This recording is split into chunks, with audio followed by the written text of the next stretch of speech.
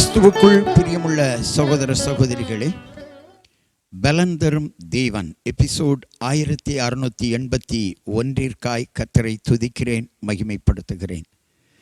இந்த நாளிலும் ஏசாயா 41 அதிகாரம் 10வது வசனம், நீ பயப்படாதே, நான் உன்னுடனே இருக்கிறேன், திகையாதே, நான் உன் தேவன், நான் உன்னை பலப்படுத்தி உனக்கு சகாயம் பண்ணுவேன், என் நீதியின் வலது கரத்தினால் உன்னை தாங்குவேன்.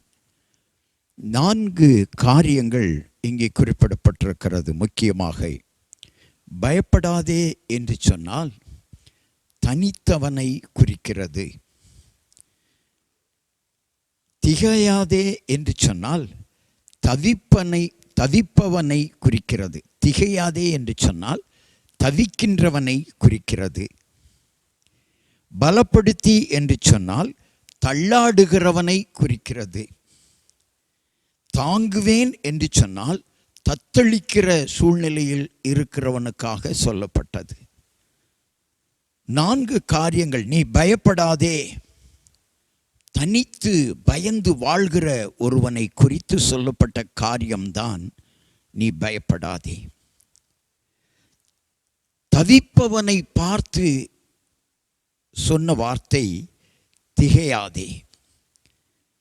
தள்ளாடுகிறவனை பார்த்து சொல்லப்பட்ட வார்த்தை உன்னை பலப்படுத்துவேன். தத்தளிப்பவனை பார்த்து சொல்லப்படுகிற வார்த்தை உன்னை தாங்குவேன். நீ பயப்படாதே. இந்த உலகத்தில் அநேகர் பயந்து பயந்து வாழ்ந்து கொண்டிருக்கிறார்கள்.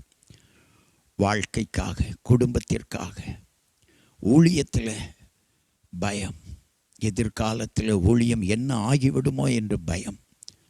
ஹல்லேலூயா. பலவித பயத்தோடு வாழ்கிறார்கள். ஆண்டவர் இன்றைக்கு சொல்லுகிறார், பயப்படாதே, திகையாதே, நான் உன் தேவன், நான் உன்னை பலப்படுத்தி சகாயம் பண்ணுவேன், என் நீதியின் வலது கரத்தினால் உன்னை தாங்குவேன். பயந்து பயந்து வாழ்கிற மகனே, உனக்காக இந்த வார்த்தை. நீ பயப்படாதே, ஆண்டவர் தாங்குவார். பயந்து வாழ்கிற சகோதரி, பயப்படாதே. தொழிலிலே, வியாபாரத்தில், குடும்பத்தில், படிப்பில், வேலையில் ஏதோ ஒரு பயம் உன்னை ஆட்கொண்டு இருக்கிறதா? இன்றைக்கு உன்னை தேற்றும்படியாய் வார்த்தை வருகிறது. ஒருவேளை குடும்பத்தில் நீ தள்ளப்பட்டு சோர்ந்து போயிருக்கலாம். எல்லாவற்றையும் இழந்த சூழ்நிலையில் காணப்படலாம். தேவனுடைய வார்த்தை உன்னை தேடி வருகிறது. பயப்படாதே, நான் உன்னோடு கூட இருப்பேன் என்று சொன்ன ஆண்டவர் உன்னோடு கூட இருப்பார். கண்களை மூடி ஜெபிக்கலாம்.